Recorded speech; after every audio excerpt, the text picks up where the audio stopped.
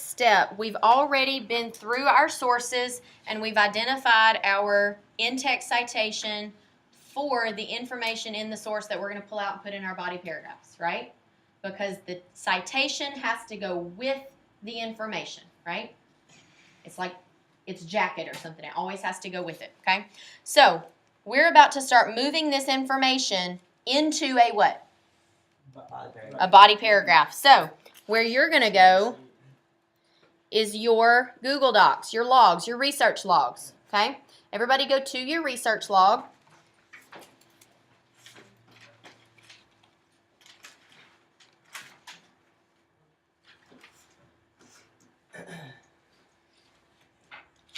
Now, I'm using a student sample, and Callie's been nice enough to go in and highlight for me like she did on her actual printed page. She's gone in and highlighted her first paragraph for me in another color, so it's easy to show you what information was highlighted, okay? So we're going to take this information and move it over to which document? Your rough draft. So I'm going to go through on this one source and highlight.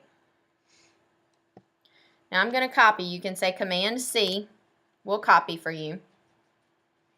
And I'm going to go to her rough draft, down to her next body paragraph, and I'm just going to paste here, Command V. Now, it's out of format, but that's okay right now. Remember, this is a rough draft, okay? Now, I've moved something, so I have to attach what to it? The citation. The citation. What's the citation we said for this particular information? MAGA 2, because MAGA is our author, and that's the word that comes first in the entry, right? We know all of this information belongs to MAGA 200, okay? Now let's go back because I know she has something else in pink that we need to take. Wasn't here. There it is. Command C will copy. We're going to take it over here. Now I'm going to enter once just so right now I can keep them separate. Command V will paste. Okay. Now again, I moved information, so I have to move what with it? A citation. What's our citation? Quotation, because our citation is going to involve not an author, but a title, right? Comes from the article U.S. History. Now let's go and see if she has any more information that should go in this particular paragraph. Callie, did you have any? Or was that all? That's it? Okay. So there's nothing else for that first paragraph. So we have all of our information over here, and it starts to look more a little bit like a paragraph look, right? Now, is this all we need for our paragraph? No, absolutely not. Let's read this from top to bottom and see if it even makes sense as a paragraph. The new radicalism in the 1960s was depicted by the Youth International Party, otherwise called Yippies. Their plan called for the legalization of marijuana and psychedelic drugs, protection for free love, total disarmament, and an end to capitalism. Political beliefs for the anti-war movement were causing student complaints. They would protest against the war in Vietnam. Does this all make sense together yet? Not yet.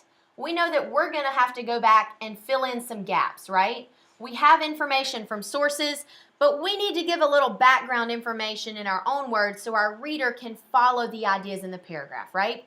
But all in all, let's think about what this whole paragraph is about, right? Because we have to anchor this paragraph and we have to tell our reader up front what our paragraph's going to be about so they understand moving into it. So, what's that first sentence we need to use at the beginning of a paragraph to anchor our paragraph?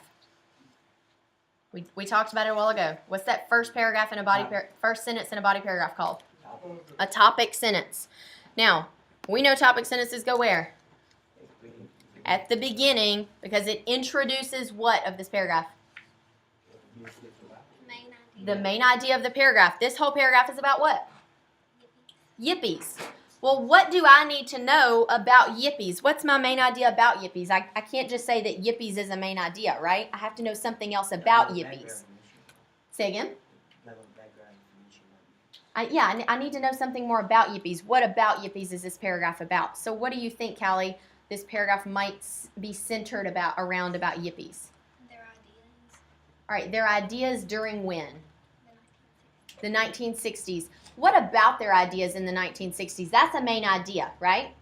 So what else should a topic statement also do? Not just give the main idea, but make a what about it? Argument. An argument or a claim about it. Just like your thesis statement does about the whole paper, your topic sentence should do about the paragraph, right? It's like a little mini essay, your paragraphs. So what do we need to argue then about the Yippies' involvement in the 1960s? How they changed it. Okay, change the 1960s maybe. So let's just, for now, because remember, this is a rough draft and it can change, we'll say that our topic sentence is in the 1960s, the group known as Yippies changed the look of the entire decade. Now, here's the deal. I can already think that I'm probably going to change this topic sentence a little bit because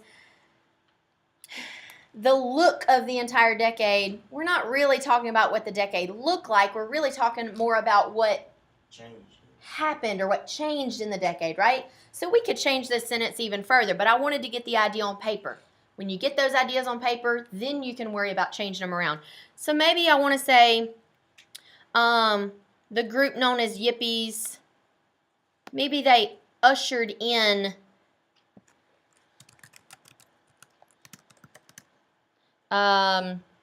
what kind of changes? Drastic change. I like that. Drastic changes to the decade. Can we work with that? Does that reflect what's in the paragraph? I think it does. Now, we're not going to go further on this particular little spot. We're going to stop for a second and we're going to let you practice this step because this is a bunch of stuff all together, right? Then after we get this much done, then we'll go back and start filling in those sentences that help that paragraph to flow better, okay? So we're going to stop here and I'm going to let you practice this step, okay?